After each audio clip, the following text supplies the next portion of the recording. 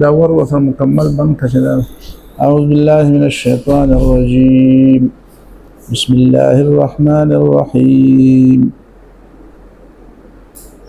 واتخذوا من دونه آلهة لا يخلقون شيئا وهم يخلقون ولا يملكون لأنفسهم ضرا ولا نفعا ولا يملكون موتا ولا حياة ولا نشورا. وقال الذين كفروا إن هذا إلا إفك افتراه وأعانه عليه قوم آخرون فقد جاءوا ظلما وزورا وقالوا أساطير الأولين اكتتبها فهي تملى عليه بكرة وأصيلا. قل أنزله الذي يعلم السر في السماوات والأرض إنه كان حليما غفورا.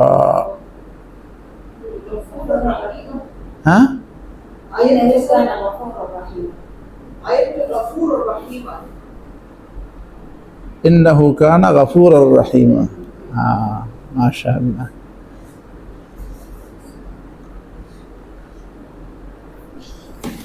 جی بسم اللہ الرحمن الرحیم. یہ جو ابتدائی آیت میں بات بیان کی گئی تھی،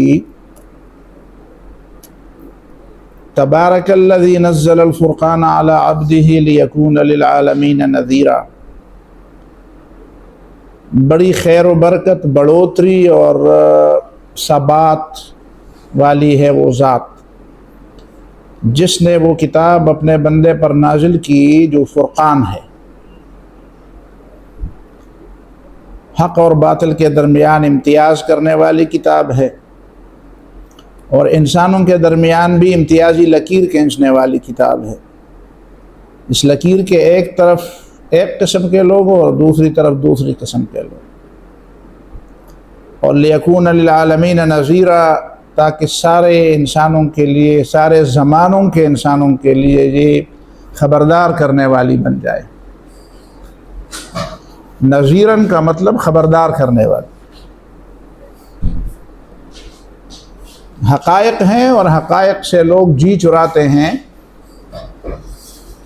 تو اللہ تعالیٰ نے خبردار کرنے والے پیغمبر بھیجے، پیغمبر بھی اور فرقان. اور پھر اس اللہ کے لیے ملک السماوات والارض، کائنات کی بادشاہی اس کی ہے. اور یہ نقطہ بار بار سمجھنے کا ہے کہ قرآن مجید اللہ تعالیٰ کے لیے جو بنیادی وصف سمجھاتا ہے لوگوں کو، اس وصف کو سمجھیں گے تو باقی اوصاف اس کے ارد گرد گھومتے ہیں. وہ وصف ہے مالکیت اور ملکیت اور حاکمیت، یعنی ساورنٹی. حاکمیت اعلیٰ، ساورنٹی اللہ تعالیٰ کی ہے، اور اسی پر آگے بات ہوگی. وَلَمْ يَتَّخِذْ وَلَدًا وَلَمْ يَكُنْ لَهُ شَرِيكٌ، ساورنٹی اسی کی اسی لیے ہے، اس پہ کوئی مددگار نہیں ہے، اس نے کسی کو بیٹا نہیں بنایا، اور کوئی شریک بھی نہیں ہے فی الملک کی بادشاہی میں. اکیلے وہ بادشاہی چلا رہا ہے. یعنی بادشاہ اگر اپنے آپ کو بادشاہ سمجھے اور پھر وہ کسی کا محتاج ہو تو وہ کیا بادشاہ ہے؟ ظاہر ہے کہ وہ بادشاہ ہوتے ہوئے بھی ملنگ ہے،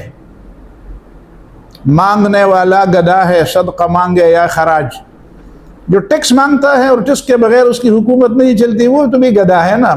ٹرمپ اگر گدھا نہیں ہے تو چین کیوں گیا؟ سمجھ میں آ گئی بات؟ تو اس لیے کہ وہ گدھا ہے، وہ مانگتا ہے، کچھ چیزیں مانگے گا کہ یار تجارت کرو، کچھ ایران سے کچھ بات کرو، کچھ حالات کو سمجھنے کے لیے اور سب سدھارنے کے لیے کوئی مشورہ دو. کیا کرے، میں گر گیا ہوں. سارے لوگ کہتے ہیں جھوٹ، ٹرمپ سب سے بڑا جھوٹا ہے. اب امریکہ میں یہی بات مشہور، ٹرمپ نے کتنے جھوٹ بولے، اس کی ساری جو صدارت کا دورانیہ ہے اس کو ڈیوائیڈ کر لے جھوٹ بولنے پر، تو ایک دن کے کتنے جھوٹ بولتے ہیں بنتے ہیں. سمجھ میں آتی؟ وَلَمْ يَكُنْ وَخَلَقَ كُلَّ شَيْءٍ، اور سب چیزوں کا وہ خالق ہے. فَقَدَّرَهُ تَقْدِيرًا، پھر پلاننگ بھی اسی کی ہے. ہر شخص میں یا ہر مخلوق کے اندر کیا صلاحیت ہونی چاہیے، کتنی مدت اس کی ہونی چاہیے، اس کی عمر کتنی ہونی چاہیے. بھائی انسانوں کی عمر کتنی ہونی چاہیے، پہاڑوں کی عمر کتنی ہونی چاہیے، جانوروں کی عمر، جانور میں مختلف جانور ہیں ان کی عمر کتنی ہونی چاہیے، پرندوں کی کتنی عمر ہونی چاہیے، چونٹیوں کی کتنی عمر ہونی چاہیے، مچھلیوں کی کتنی قسم ہے ان کی کتنی عمریں ہونی چاہیے، ان میں کیا صلاحیتیں ہونی چاہیے، انہیں کیا کیا مواقع ہونے چاہیے، کیا اپرچونٹیز ان کو ملنی چاہیے، یہ قدرہ تقدیرہ، کس انسان کو کہاں تک پہنچنا ہے اور اس کے لیے کس چیز کی ضرورت ہے۔ تو خلق کل شیء فقدرہ تقدیرہ، یہ وہ حاکم ہے، وہ بادشاہ ہے، وہ ساورن ہے، وہ مقتدر اعلیٰ ہے، اس نے یہ سب کچھ طے کیا ہے۔ باقی کسی کو کیا پتہ، باقی کسی کو مخلوق کا پتہ نہیں ہے تو وہ اس کا انتظام کیسے کرے، جو مخلوق کے بارے میں علم نہیں ہے، جس نے پیدا کیا ہے اس کو علم ہے۔ اب اس کے بعد دوسری آیت میں یہ بتایا جاتا ہے کہ دیکھو اللہ تعالیٰ کی حاکمیت ہے، اختیارات اسی کی ہیں، برکت والی ذات وہی ہے، بدلہ وہ دیتا ہے، فائدے وہ دیتا ہے، نعمتیں وہ تقسیم فرماتا ہے، اختیارات اسی کے ہاتھ میں ہیں، پھر بھی لوگ وَاتَّخَذُوا مِن دُونِهِ آلِهَةً، لوگوں نے اسے چھوڑ کر اپنے اور خدا بنا لیے ہیں۔ وَاتَّخَذُوا مِن دُونِهِ آلِهَةً، لوگوں نے اللہ کو چھوڑ کر کچھ دوسرے لوگوں کو خدا بنایا ہے، الہ، آلہہ بنایا ہے۔ آگے الہ اور رب اور حاکم تینوں کی بات ہو رہی ہے، لیکن بہرحال عام طور پر لوگ یہ توحید الوہیت کو زیادہ توجہ دیتے ہیں۔ مطلب یہ ہے کہ دعا کس سے مانگی جائے، کوئی یہ وظیفہ بتائے، کوئی طریقہ بتائے، ہم دعا کریں، ہم کوئی صدقہ خیرات پیش کریں، ہم کوئی دل میں اس کی عظمت ڈالیں، دل میں اس کی عظمت کو مان لے، اس طرح کی چیزوں کی طرف زیادہ لوگ متوجہ ہوتے ہیں۔ سمجھ میں آیا کہ بات، کس نے پیدا کیا، کون چلا رہا ہے، اس کی طرف لوگ کم توجہ دیتے ہیں، اسی طرف زیادہ توجہ دیتے ہیں کہ کوئی ہستی ایسی ہو جو ہم اس کے سامنے زانوی نیاز جو ہے نا وہ تہ کر دے اور اس کے سامنے جھکے اور اس کے سامنے عاجزی اختیار کرے، وہ ہماری بات سنے، ہماری دعائیں سنے، ہماری فریاد سنے، ٹھیک ہے، اور ہماری محتاجی دور کر دے، ہماری مدد فرمائے، ہمیں ذرا بلندی عطا فرمائے، ہمیں وہ دے وہ چیزیں دے، ہماری یہ مشکل ہے۔ اسی لیے وہ آلہہ کے عنوان سے یہ سب کچھ ہو رہا ہے۔ تو قرآن فرماتا ہے وَاتَّخَذُوا مِن دُونِهِ آلِهَةً، اسی خدا کو چھوڑ کر لوگوں نے دوسرے خدا بنا لیے ہیں، دوسرے آلہہ بنا، معبود باطلہ بنا دیے، اپنے لیے چن لیے ہیں، منتخب کیے ہیں، مان لیے ہیں۔ اور وہ جو آلہہ ہیں نا اللہ تعالیٰ کو چھوڑ کر جن کو یہ خدا بناتے ہیں، ان کی حالت کیا ہے؟ اللہ تعالیٰ کی حالت تو یہ ہے، وہ تو یہ فرقان ہے، وہ تبارک الذی لہ ملک السماوات والارض لم یتخذ ولدا خلق کل شیء قدر تقدیرا، یہ تو اللہ کی شان ہے۔ اب اسی چھوڑ کر لوگ جو دوسرے آلہہ کو معبود بناتے ہیں، خدا کو چھوڑ کر، اس کی شان کیا ہے؟ ان کی شان یہ ہے کہ لا یخلقون شیئا، اللہ تعالیٰ خلق کل شیء ہے، وہ لا یخلقون شیئا، وہ کسی چیز کی تخلیق نہیں کر سکتے، وہم یخلقون، یہ خود تخلیق کیے جاتے ہیں۔ اب دیکھیں نا دو قسم کے لوگ، اب انسان، ملائک، جن، فرشتوں اور پیغمبروں کو معبود بنایا جاتا ہے، اولیاء اللہ کو معبود بنایا جاتا ہے، تو وہ بھی مخلوق ہے، پیغمبر بھی مخلوق ہے، جبریل بھی مخلوق ہے، اولیاء پیر بابا بھی مخلوق ہے، شیخ عبد القادر جیلانی بھی مخلوق ہے، ٹھیک ہے، فرشتے بھی مخلوق ہیں۔ اور وہم یخلقون یہ بھی ہے کہ جو لوگ بتوں کو پوجتے ہیں، تو بت تو بنائے گئے ہے نا، پتھر سے بنائے گئے، مورتی جو بنائے جاتے ہیں لکڑی سے بنائے جاتے ہیں، کہیں پیتل سے، کہیں لوہے سے، کہیں سونے سے، کہیں چاندی سے، کہیں لکڑی سے، کہیں مٹی سے، ان چیزوں سے بنائے جاتے ہیں۔ تو جو لا یخلقون شیئا، جو خالق نہ ہو تو وہ خدا کیسے بنے؟ جو خالق نہ ہو، اسے مخلوق کے بارے میں علم نہ ہو، تو مخلوق اس کی عبادت کیوں کرے؟ مخلوق اس کی غیر مشروط اطاعت کیوں کرے جب اسے پتہ نہیں ہے کہ میری ضروریات کیا ہے؟ یعنی یہ بات بھی عجیب ہے نا، کسی سے کوئی سوال پوچھتا ہے اور وہ اس سوال کو نہیں سمجھتا تو وہ کہتے ہیں یار میں تم سے پوچھوں کیا جب تم میری بات کو نہیں سمجھتے یا تم میرے احساسات کو نہیں سمجھتے۔ کبھی کچھ لوگ سوال کرتے ہیں نا تو وہ کہتے ہیں میرے احساسات یہی ہیں، تو جب آپ بار بار اس سے پوچھتے ہیں تو کہتے ہیں یار آپ میرے احساسات کو نہیں سمجھتے تو میں آپ کو اپنی بات کیسے بتاؤں؟ اس کا مطلب یہ ہے کہ خالق جو ہو وہ معبود ہونا چاہیے، اس کی بات ماننی چاہیے، اس کے سامنے مطلب عاجزی اختیار کرنی چاہیے، اس کو آرڈر دینے کا حقدار سمجھنا چاہیے کہ اسے پتہ ہو کہ میں کیا ہوں۔ اب الا یعلم من خلق وهو اللطیف الخبیر، جو خالق ہے وہی جانتا ہے، وہی باریک سے باریک باتیں بھی وہی جانتا ہے، جب انسان کو نہیں پتہ۔ دیکھیں نا، یعلم السر واخفا، انسان کے دل کے اندر جو خیالات آتے ہیں وہ خود بھی ان خیالات کی تفصیلات پر اتنا قادر نہیں ہوتا جتنا اللہ تعالیٰ اس پر قادر ہے۔ یعنی میرے ذہن میں یہ خیال کیوں آیا اور کہاں سے آیا، مجھے ضروری نہیں ہے کہ مجھے اس کی پوری تفصیل کا پتہ ہو کہ فلان وجہ سے میرے ذہن میں یہ منصوبے آ گئے، یہ باتیں آ گئی، یا میری یہ کمزوریاں فلان کی وجہ سے ہے، یا میرے یہ خیالات، یعنی اچھے خیالات یا برے خیالات، یہ کس وجہ سے ہے، یہ مجھے بھی شاید اتنا نہ معلوم ہو جتنا اللہ تعالیٰ کو پتہ۔ تو لا یخلقون شیئا، تخلیق نہیں کر سکتے۔ تخلیق کیا ہے؟ تخلیق عدم سے وجود دینا۔ دیکھیں نا، ایک تخلیق ہے، ایک خلق ہے، ایک کسب ہے۔ کسب کا مطلب یہ ہے کہ جو موجود چیزیں ہیں ان میں کانٹ چانٹ کر کے کوئی نئی چیز بنانا۔ آج کل انسان نے جو کچھ کیا ہے، یہ سب کچھ جو آپ کو نظر آ رہا ہے، یہ کیا ہے؟ یہ تخلیق نہیں ہے۔ لوگ تو نئی چیز ایجاد کرنے کو تخلیق کہتے ہیں، حالانکہ وہ تخلیق نہیں ہوتی، وہ زیادہ سے زیادہ دریافت ہوتی ہے کہ نئی چیز آپ کے ذہن میں آ گئی، اچھا اس کو اس کے ساتھ ملایا جائے اور اس انداز سے ملایا جائے تو اس سے نکلے گی، اور پھر اس کو اس کے ساتھ ملایا جائے تو پھر یہ نتیجہ نکلے گا، اور پھر اسی طرح چلتے اتنے مثلا یہ جو آج کل یہی ہے نا کہ وہ جو یورینیم کی افزودگی کے بارے میں کہ بھئی وہ جو ایٹم کا جو حرکت ہے نا اس کو الٹ کر سکتا ہے یا اس کو سٹاپ کر سکتا ہے اور آسانی سے وہ پھٹ جاتا ہے، تو اس کا مطلب یہ ہے کہ وہ پھر بگاڑ پیدا کر دیتا ہے، تو اس کے لیے یہ چیز بہت زیادہ مناسب ہے، یہ جو کہتے ہیں یورینیم، اور زیادہ مناسب ہے باقی چیزوں کی بنسبت۔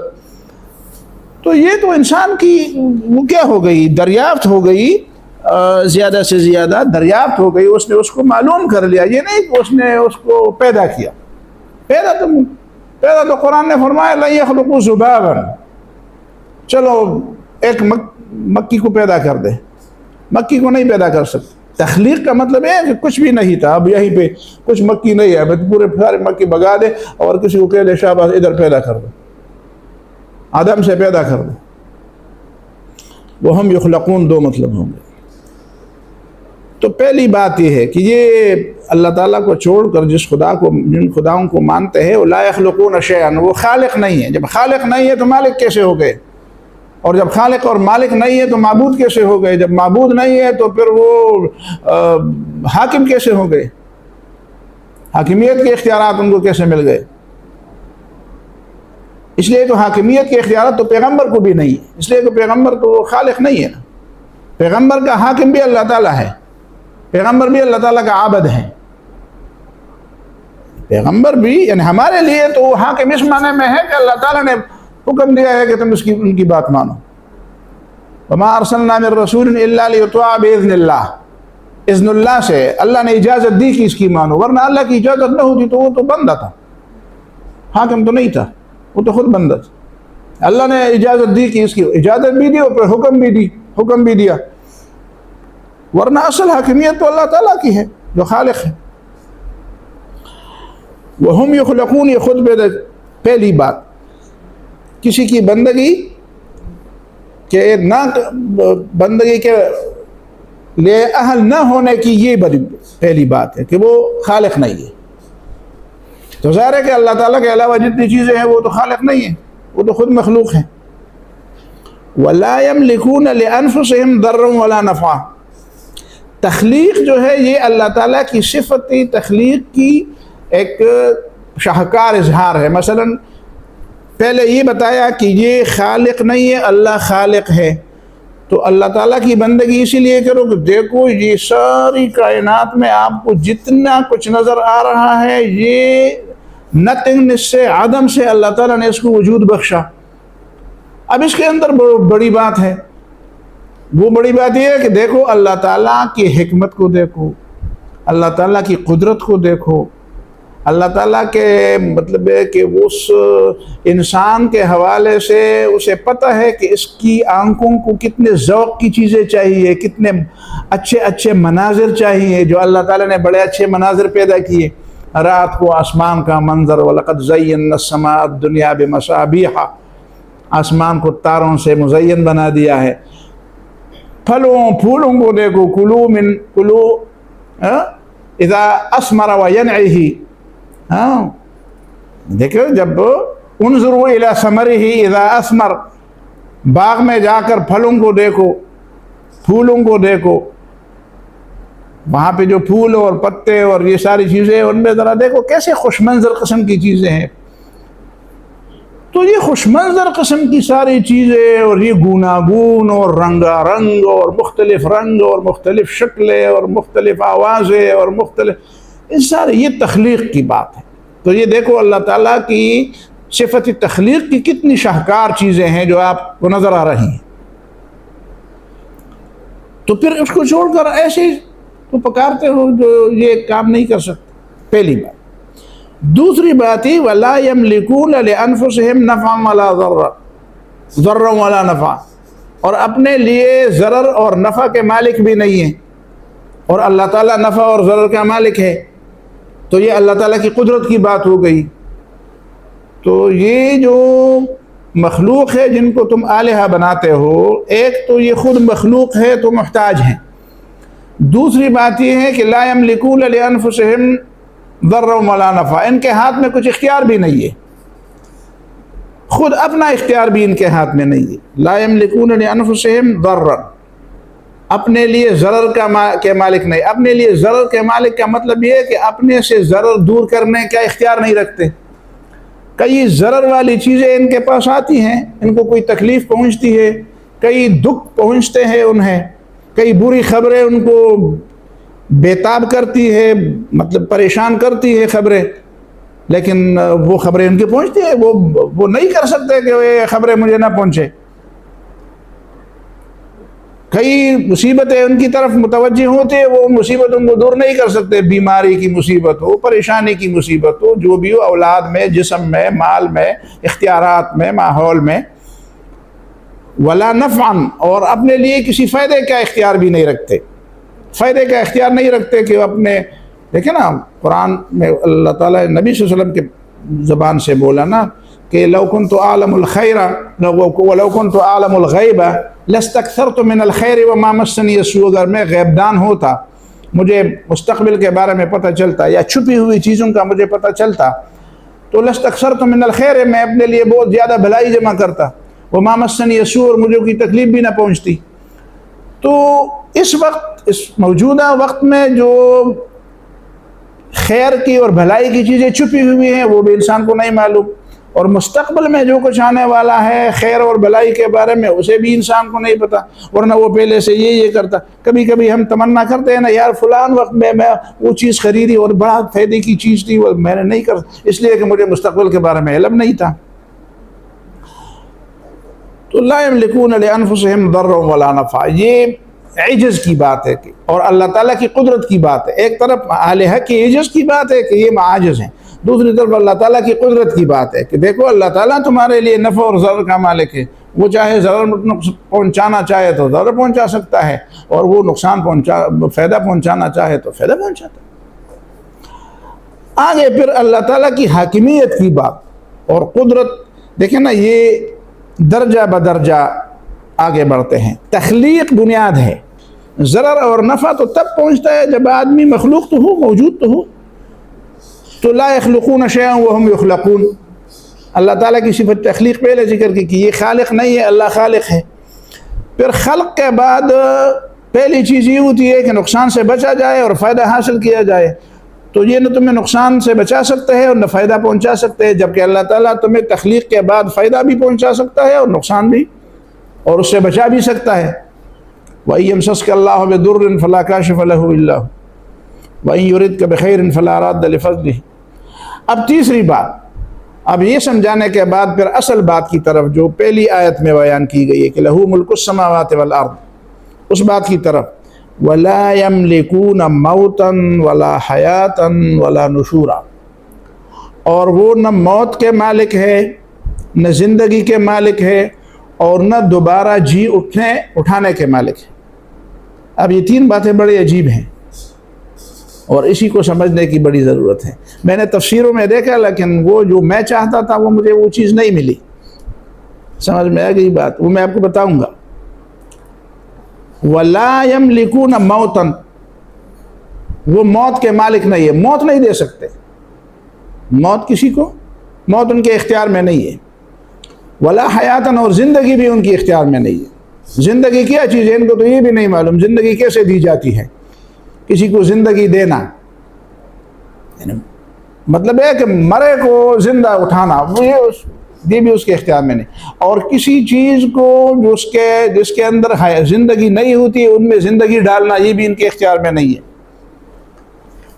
اور اس کی زندگی پر گویا کہ تیشہ چلانا یا اس کو ختم کرنا، اور اس کے زندگی کا رابطہ اس سے توڑنا، یہ بھی اس کے اختیار میں نہیں ہے۔ اور تیسری چیز یہ ہے وَلَا نُشُورًا، اور وہ دوبارہ پیدا کرنے کا اختیار بھی نہیں رکھتے۔ اب دیکھیں یہ تینوں باتیں بڑی اہم ہیں، اور یہ تینوں باتیں تخلیق اور نفع اور ضرر کے اوپر گویا کہ حاکم ہے۔ تخلیق، کائنات میں تخلیق کیسے ہوئی، اور تخلیق کے بعد کچھ چیزیں ضرر رسان اور کچھ چیزیں نفع رسان کیسے ہوئی، اور پھر ان تینوں کے بعد جو اصل بات ہے وہ کیا ہے، وہ یہ ہے کہ موت اور زندگی ہے، اور اس موت اور زندگی کے اوپر ایک دوسری چیز ہے، وہ ہے نشور۔ سمجھ میں آتے؟ یہ نشور میں یہ سب کچھ رکھا ہوا ہے کہ چیزیں پیدا کی گئی، نفع اور نقصان بنائے گئے، موت اور حیات اللہ تعالیٰ نے اپنے اختیار میں رکھا تاکہ سارے انسانوں کو پھر ان کے برائی کا بدلہ بھی دیا جائے اور ان کی بھلائی کا بدلہ بھی دیا جائے، تاکہ عدل قائم ہو۔ ٹھیک ہے نا؟ تو گویا کہ لا يخلقون شيئا وهم يخلقون سے اللہ تعالیٰ کی صفت تخلیق کی شاہکاری کی طرف اشارہ ہے تاکہ لوگ سمجھ جائیں۔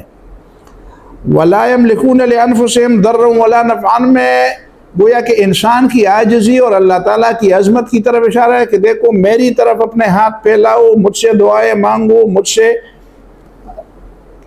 اپنے عجز و نیاز کا اظہار کر دو تاکہ میں تمہاری حاجتیں اور ضرورتیں پوری کروں اور تمہارے سر پر اپنا ہاتھ رکھوں، تمہیں بچاؤں۔ لیکن یاد رکھو کہ موت بھی ہے، زندگی بھی ہے، اور موت اور زندگی کے بعد پھر ایک اور چیز ہے، وہ بنیادی چیز ہے نشور۔ اور یہ تینوں باتیں اللہ تعالیٰ کی حاکمیت کی طرف اشارہ ہے کہ اللہ تعالیٰ حاکم ہے، ساورن ہے، اسی کے اختیار میں ہے۔ کوئی دنیا میں ایسا نہیں ہے جو موت کا مالک ہو، کوئی دنیا میں ایسا نہیں ہے جو زندگی کا مالک ہو۔ اور یہ تیسری بات تو خیر بڑی عجیب ہے کہ موت کے بعد زندگی دینا اور اس کو کسی کو جی اٹھانا اور پھر اس کو کیا کرنا، برے اور اچھے اعمال کا بدلہ اس کو دے دینا، عدل کرنا، انصاف کرنا۔ اچھا، اب اس میں دو تین نقطوں کی طرف دیکھیں، حیات پہلے ہے، موت بعد میں ہے، لیکن یہاں قرآن میں موت پہلے ذکر کیا، حیات کو بعد میں ذکر کیا۔ اس میں کیا نقطہ ہے؟ اس میں ایک نقطہ تو یہ ہے کہ زندگی میں بنیادی چیز موت ہے، کہ موت کو یاد رکھو، زندگی کو زندگی نہ سمجھو کہ بس زندگی ہے، زندگی ہے۔ زندگی جتنی بھی ہے اور جو بھی ہے اس کی انتہا، اس کا آخری سرا موت ہے۔ تو زندگی کو موت کے بغیر ڈیل کرنا یا زندگی کو موت کے بغیر سمجھنا یہ غلط ہے۔ آپ زندگی کے سارے مسائل کو موت درمیان میں لائے بغیر سمجھنا چاہے تو ادھوری بات سمجھیں گے۔ جتنے بھی پلاننگ اور جتنے بھی منصوبے ہم بنائیں گے اور اس میں موت کو شامل نہیں کریں گے تو وہ منصوبے ادھورے ہوں گے۔ موت کا فکر اس میں ضرور رکھے، اس کو ضرور ذہن میں رکھے کہ نہیں، یہ سب کچھ ہو سکتا ہے، موت بھی آ سکتی ہے۔ ایک مطلب تو اس کا یہ ہے کہ پہلے اس کا ذکر کیا، لیکن ایک دوسرا مطلب اس سے بھی بڑھ کر ہے۔ وہ کیا ہے؟ وہ یہ ہے کہ پہلے جو کچھ بتایا گیا نا پہلی آیت میں اور اسی آیت کے پہلے حصے میں، اس کا مطلب یہ ہے کہ اللہ تعالیٰ اس سیاق و سباق میں اس کائنات کی تخلیق کے ساتھ ہمیں یہ سمجھاتا ہے کہ دیکھو آپ کو تو ان چیزوں کا وجود نظر آتا ہے، یہ زمین موجود ہے، یہ آسمان موجود ہے، یہ تارے، یہ سورج، یہ چاند، یہ سب کچھ یہ چیزیں موجود ہیں، لیکن گہری نظر میں دیکھیں تو ان کی موجودگی ان کے عدم سے زیادہ واضح ہے۔ یہ بڑا زبردست نقطہ ہے، لیکن اس نقطے کو سمجھنے کی ضرورت ہے۔ چیزیں ہیں موجود، لیکن ان موجود چیزوں سے جو چیز آپ اخذ کر سکتے ہیں یا جو تأثر آپ ان سے لے سکتے ہیں، سمجھ میں آتی ہے؟ وہ تأثر وجود سے زیادہ عدم کا تأثر ہے۔ وہ کیسے؟ آپ کی سمجھ میں آتی ہے بات؟ مطلب یہ ہے کہ دیکھو جو آدمی ان چیزوں کو سرسری نظر سے دیکھے تو اسے تو یہ ساری چیزیں موجود نظر آتی ہیں اور موجود ہے بھی، لیکن ان کی موجودگی موجودیت کے بجائے فنائیت کا زیادہ اظہار ہے، فنائیت کا زیادہ اظہار ہے۔ وہ کیسے؟ وہ ایسے کہ آپ دیکھتے ہیں یہ سب چیزیں تغیر پذیر ہیں، سب چیزیں کیا ہیں؟ تغیر پذیر ہے، ان پر تغیر آتا ہے، یہ بدلتے رہتے ہیں، یہ ایک حالت پر نہیں رہتے، ان کے اوپر فنا آتا ہے، ان کے اوپر دن آتا ہے تو نظر آتے ہیں، رات آتی ہے تو پھر نظر نہیں آتی۔ سمجھ میں آ گئی بات؟ یہ پہلے پیدا کیے گئے تازہ ہوتے ہیں تو ایک طرح کے دکھتے ہیں، تو جب کچھ وقت گزر جاتا ہے باسی ہو جاتے ہیں، بوسیدہ ہو جاتے ہیں، پرانے ہو جاتے ہیں تو دوسری طرح دکھتے ہیں۔ سمجھ میں آ گئی بات؟ انسان کی زندگی ہے تو بچپن میں بھی اس کی زندگی ہے، لیکن وہ بچپن کی زندگی ابھی ہم کہیں گے کہ ابھی تو بچے تھے، وہ اسکول جاتے تھے اور بستہ ادھر لٹکاتے تھے، وہ دوڑتے تھے، وہ تو گویا کہ کل کی بات تھی یار، پھر کالج اور پھر مدرسہ اور پھر یونیورسٹی اور پھر پڑھنا اور پڑھانا اور پھر یہ اور پھر بوڑھے ہو گئے اور بچے ہو گئے اور یہ کیا ہے؟ یہ تو اس کا مطلب یہ ہے کہ یہ جو صحیح معنی میں آپ ان کائنات کو دیکھیں، ان موجودات کو دیکھیں تو یہ وجود سے زیادہ اپنے فنا کی زیادہ اظہار کرتے ہیں، اپنے فنا کے زیادہ نعرے مارتی ہے، لگاتی ہے کہ بھئی دیکھو میں فانی چیزیں ہوں، میرے ساتھ دل نہ لگاؤ، مجھے سب کچھ نہ سمجھو۔ تو قرآن نے پہلے موت کا لفظ، ان ساری چیزوں پر موت آئے گی، یعنی ان کے اوپر فنا آئے گی، یہ نہیں تھی پھر بن گئی، اور کسی کا نہ ہونا اور پھر بننا اس بات کی علامت ہے کہ وہ پھر بھی ایک وقت آئے گا کہ وہ نہیں ہوگی۔ یہ یونان کے فلسفے میں ایک اصول یہ بھی بتایا گیا ہے، ٹھیک ہے نا، کچھ اچھے اصول بھی تھے اس میں ایک فلسفہ یہ تھا کہ ما ثبت قدمہ امتنع عدمہ، اگر ثابت ہو جائے کہ یہ چیز نہیں تھی ابتدا سے، تو اس کا مطلب ہے کہ اس کا پھر عدم بھی ممتنع ہے، پھر اس پہ عدم نہیں آئے گا۔ اگر ابتدا میں یہ چیز ایسی تھی کہ اس پہ کوئی عدم نہیں آیا تھا اور وہ ابتدا سے تھی تو اس پر فنا آنا ممکن نہیں ہے، لیکن اگر کوئی چیز ایسی تھی کہ ایسا زمانہ تھا یا ایسا وقت تھا کہ وہ چیز نہیں تھی اور پھر پیدا ہو گئی، تو یہ اس بات کی ثبوت کی دلیل ہے کہ ایک وقت آ سکتا ہے کہ وہ چیز پھر نہیں ہوگی۔ ہر چیز جو ہے وہ اپنے اصل کی طرف رجوع کرتی ہے۔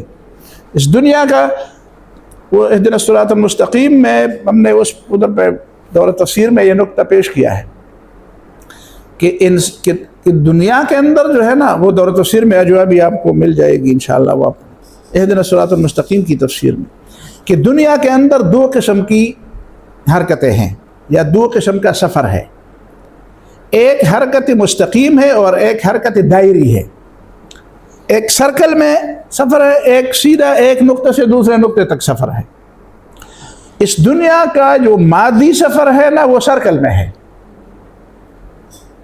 اس دنیا کا جو مادی سفر ہے وہ وہ ایک نقطے سے وہ خط مستقیم کی طرف نہیں ہے، اس طرح نہیں ہے کہ یہاں پہ ایک نقطہ ہو اور وہیں پہ ایک نقطہ ہو اور تم اس نقطے سے اسی نقطے کی طرف جا رہے ہو، ایسی بات نہیں ہے، بلکہ اس طرح ہے کہ آپ ایک جگہ پہ، ایک جگہ سے جہاں سے آپ شروع ہوئے تھے نا، آپ چلتے چلتے چلتے بالآخر اسی نقطے پر آ رہے ہیں۔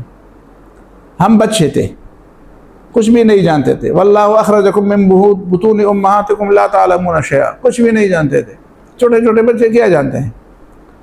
پھر ایک وقت آتا ہے، بڑھتے ہیں بڑھتے ہیں، پھر بڑے جوان ہوتے ہیں، پھر بوڑھے ہو جاتے ہیں، پھر ایسا کرتے تھے، پھر اسی طرح اسی بستر پر جا کر لیٹ جاتے ہیں، اسی بستر پر لا تعلمون شیئا کہ لا یعلم من بعد علم شیئا، پھر عمر کی آخری حد تک پہنچ جاتے ہیں کہ وہ کچھ بھی نہیں سمجھتے، اور اسی طرح واپس جاتے ہیں۔ تو یہ سرکل میں ایک سفر ہے، ایک سفر دوسرا ہونا چاہیے۔ وہ کیا ہے؟ یہ سفر تو جہاں سے شروع ہوا وہیں پہ ختم ہوگا، اس کا مطلب ہے کہ کہیں جانا نہیں ہے، بس اسی طرح سرکل میں۔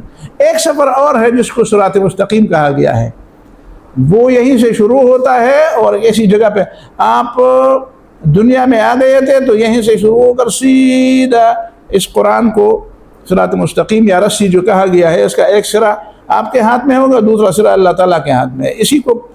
اسی کو فالو کرو گے یا اسی کو لے لو گے اور اسی پر چلتے رہو گے آنکھیں بند کر کے، تو آپ کا سفر صراط مستقیم پر ہوگا، آپ ایک منزل پر پہنچ جائیں گے۔ ورنہ اس منزل پر نہیں پہنچ سکو گے تو آپ کا سارا سفر بے حاصل رہے گا، جہاں سے شروع ہوا تھا وہی سے ختم ہو جائے گا۔ یہ جسمانی سفر ہے۔ روحانی سفر وہی ہے جو ایک جگہ نقطہ سے شروع ہوتا ہے اور دوسرے نقطے پر، اسی نقطے کے لیے آپ کو صراط مستقیم چاہیے، کوئی منحنی، کوئی ٹیڑھا راستہ نہیں چاہیے، کوئی سیدھا راستہ چاہیے کہ آپ ایک جگہ سے دوسری جگہ منتقل ہو جائیں۔ سمجھ میں آتی ہے بات؟ اللہ تعالیٰ کی طرف پہنچ جائیں۔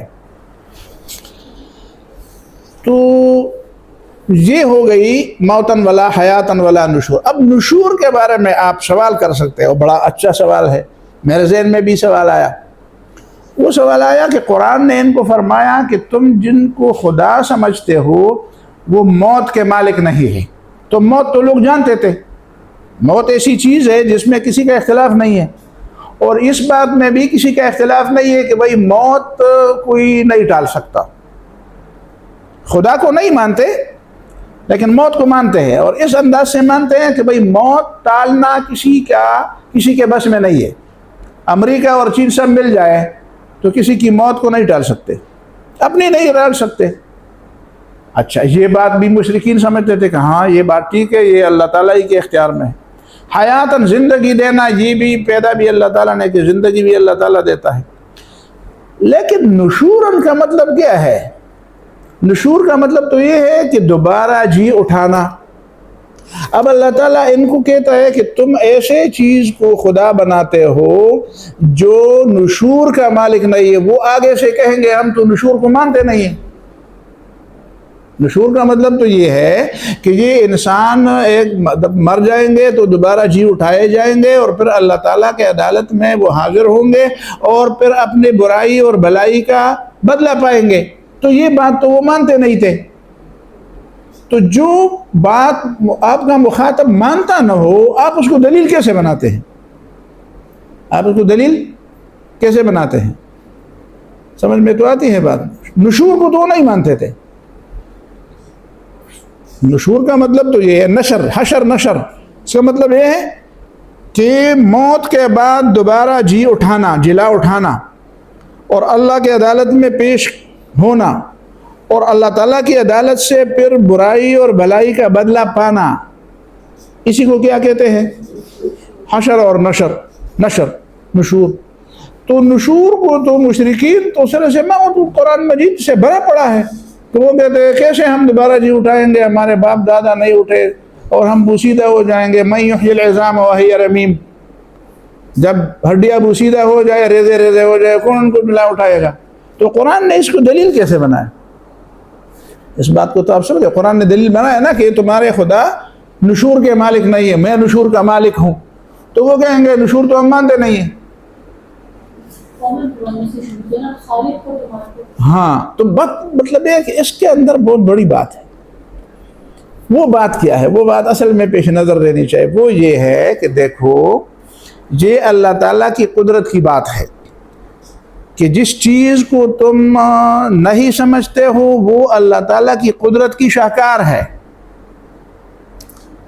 اور اس طرح شاکار ہے کہ تم یہ سمجھتے ہو کہ جس خدا نے ہمیں اس موجودہ شکل میں پیدا کیا، جو اب ہماری شکل ہے، جب ہم کھانے پینے سونے جاگنے بیمار ہونے ٹھیک ہونے یہ وہ بچے بوڑھے ہونے جوان ہونے سب کے لیے اس دنیا میں یہ ساری چیزیں ہمارے اوپر آتی ہیں، ساری بشری کمزوریوں کے ہم باقاعدہ گویا کہ سبجیکٹ مال اس کا موضوع ہے، وہ ہمارے اوپر آتی ہیں۔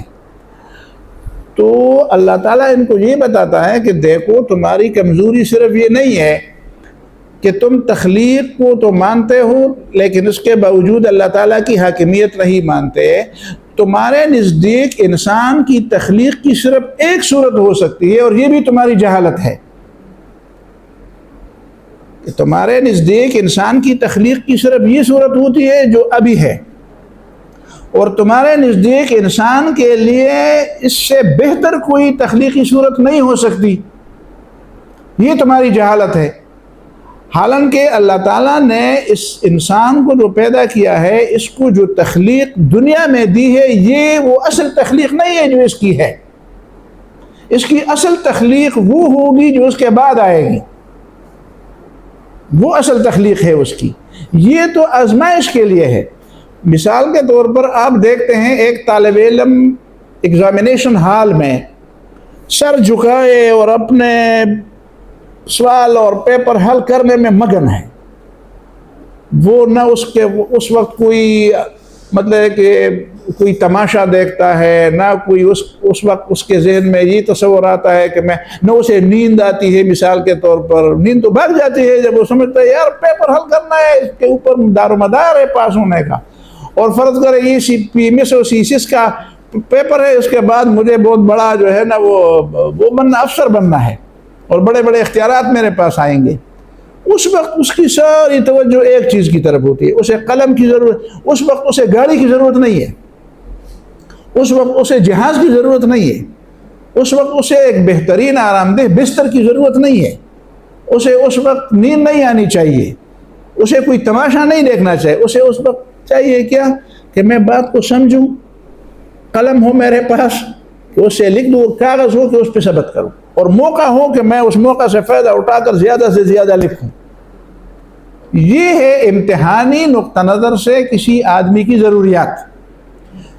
تو اس دنیا کے اندر انسان کی جو تخلیق ہے یہ اگرچہ ہے احسن تقویم، لقد خلقنا الانسان فی احسن تقویم، یہ احسن تقویم ہے، لیکن یہ احسن تقویم امتحانی نقطہ نظر سے ہے، آزمائش کے نقطہ نظر سے ہے۔ ایک احسن تقویم جو ہے وہ انعام کے نقطہ نظر سے ہے، انعام کے نقطہ نظر سے جو اس کی احسن تقویم ہوگی، تو جو شخص یہ سمجھتا ہے کہ یہ احسن تقویم جو اس وقت امتحانی نقطہ نظر سے ہے یہ اللہ تعالیٰ کی تخلیق ہے، تو وہ یہ کیوں بھول جاتا ہے کہ جو امتحانی نقطہ نظر سے جو چیز ہوگی اس کے اب یہ جو آدمی ہو، یہ جو اسٹوڈنٹ ہو اور وہ یہ بہترین سے بہترین پرچہ حل کر لے، تو اس کی کیفیت پھر پرچہ حل کرنے کے بعد اور رزلٹ آنے کے بعد اور نوکری ملنے کے بعد اور پوسٹ ملنے کے بعد وہ ہوگی جو امتحانی حال میں ہے۔ سوال پیدا نہیں ہوتا، اس وقت وہ کہے گا یار میری کرسی یہ تو آرام دہ کرسی نہیں ہے، مجھے اچھی کرسی لا کر دو یار، یہ میری میز جو ہے یہ پرانی ہو گئی ہے، چلو یار اس کو ذرا بدل، یہ قالین یہ جو کارپیٹ ہے یہ بھی ہے، یہ کمرہ یہ چھوٹا سا لگتا ہے یار، اس میں یہ نہیں ہے، ادھر تو اس کی سوچ اور ساری چیزیں یہی ہوگی۔ وہ امتحان والا حال میں تو اگر کوئی سے پوچھے اس وقت تو تم یہ چیزیں نہیں پوچھتے تھے، کہتے وہ دوسرا دور تھا، فیز تھا، اب یہ دوسرا فیز ہے۔ تو قرآن یہ سمجھتا ہے، پہلا نقطہ یہ سمجھاتا ہے لا نشورن، وہ نشور کے مالک نہیں ہیں، اور ذہن میں یہ بات رکھو کہ جس تخلیق کے ساتھ تمہیں آج پیدا کیا گیا ہے یہ ایک دوسرے نقطہ نظر سے تخلیق ہے، امتحانی نقطہ نظر سے تخلیق ہے، لیکن جس ذات نے یہ امتحانی نظر سے یہ تخلیق پیدا کی ہے اس سے یہ کیا بعید ہے کہ وہ ایک ایسے نقطہ نظر سے ایک دوسری تخلیق، کیا ہے صورت واقعہ میں نہیں بتایا کہ وَنُنْشِئَكُمْ فِي مَا لَا تَعْلَمُونَ وَلَقَدْ عَلِمْتُمُ النَّشْأَةَ الْأُولَى فَلَوْلَا تَذَكَّرُونَ وَنُنْشِئَكُمْ فِي مَا لَا تَعْلَمُونَ۔ تمہیں اس بات کا احساس نہیں ہے کہ جس خدا نے آپ کو اس حالت میں پیدا کیا ہے وہ کسی دوسری حالت میں بھی تمہیں پیدا کر سکتا ہے۔ مشرکین کی تو یہی جہالت تھی، کہتے ہیں کہ جو اس تخلیق میں جو اس انداز سے پیدا کر سکتے ہو، اور قرآن نے ان کو بتایا جس نے پہلے پیدا کیا وہ دوبارہ بھی پیدا کہتے ہیں قُلْ يُحْيِيهَا الَّذِي أَنشَأَهَا أَوَّلَ مَرَّةٍ، وہی زندہ کرے گا جس نے پہلے پیدا کیا۔ پہلی تخلیق جس نے کی تھی اس کے لیے دوسری تخلیق کون سی لیکن دوسری تخلیق کا مطلب یہ نہیں ہے کہ دوسری تخلیق اور پہلی تخلیق ایک جیسی ہوگی۔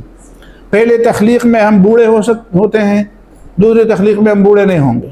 پہلے تخلیق میں ہمیں مصیبتیں آتی تھی، دوسری تخلیق میں مصیبتیں نہیں آئیں گی۔ پہلی تخلیق میں ہمارے لیے بھوک، پیاس، نیند، تھکاوٹ، یہ ساری چیزیں، کمزوریاں، کبھی نظر کمزور، کبھی دانت ٹکڑتے ہیں، کبھی سنتے نہیں ہیں، کبھی بول نہیں سکتے، کبھی اٹھ نہیں سکتے، کبھی بیٹھ نہیں سکتے، وہی پہ دوسری تخلیق میں یہ چیزیں نہیں ہوں گی۔ پہلی تخلیق میں یہ ہے کہ آپ ہمیشہ ایک حالت میں نہیں رہیں گے، حالت بچپن سے جوانی، جوانی سے بڑھاپا، بڑھاپا سے پھر ختم، لیکن وہی پہ یہ سرکل نہیں ہوگا، بس وہ ایک ہی حالت میں ہوں گے خالدون۔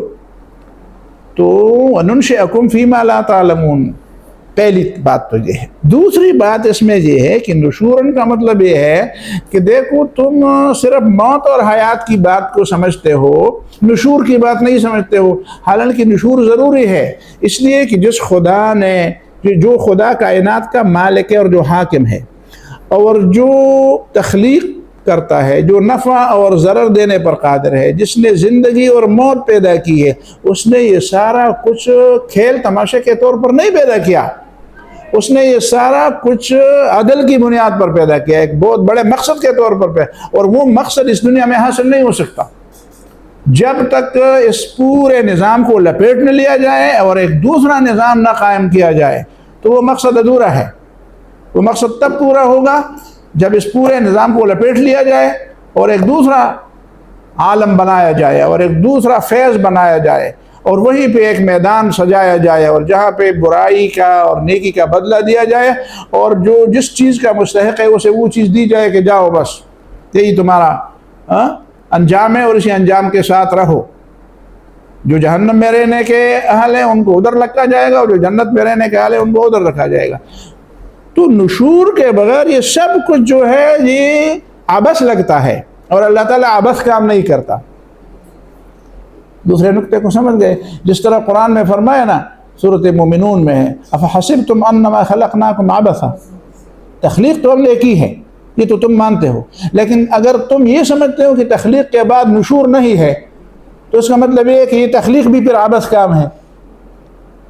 اگر تخلیق کے بعد نشور نہیں ہے تو اس کا مطلب یہ ہوا، تو گویا کہ اگر وہ ساری باتیں لوگ مانتے لیکن نشور کی بات یہاں پہ نہ ہوتی تو نعوذ باللہ یہ سارا نظام، یہ ساری بات ادھوری ہوتی، اور ادھوری بات کا مطلب یہ ہوا کہ وہ یہ ہوتی کہ بس ٹھیک ہے نا، جس طرح مشرک بھی کہتے ہیں کہ یہی دنیا ہے، چلو خدا نے پیدا کی ہے، لیکن اگر آخرت نہیں ہے، اگر سوال و جواب نہیں ہے، اگر عدل و انصاف نہیں ہے، اگر جزا و سزا نہیں ہے، تو پھر چلو مان لیتے ہیں کہ خدا حاکم بھی ہے، سب کچھ بھی ہے، لیکن اگر ہم جہاں پہ جو بھی کر رہے ہیں اور اس کا کوئی نتیجہ نہ ہو تو پھر اس کا اور ماننے اور نہ ماننے کا پھر کیا فرق؟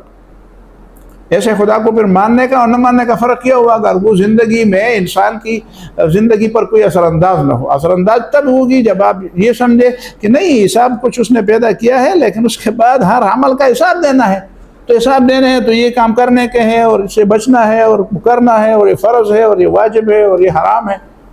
تو یہ باتیں تو تب ہوں گی جب نشورن کی باتیں ہیں۔ سمجھ میں آتی ہے بات؟ یہ وہ بنیادی چیزیں ہیں، اسی لیے اللہ تعالیٰ نے نشور کا لفظ یہاں پہ بتایا کہ یہ نہ ہوتا تو اس کا مطلب ہے کہ یہ پوری بات ادھوری ہو جاتی۔ وقال الذين كفروا ان هذا الا افك افتراه اعانه عليه قوم اخرون وقد جاءوا ظلما وزورا۔ چلے بس کرے، یہ کافی ہے میرے خیال میں، ٹھیک ہے جی، بہت شکریہ، جزاکم اللہ خیر۔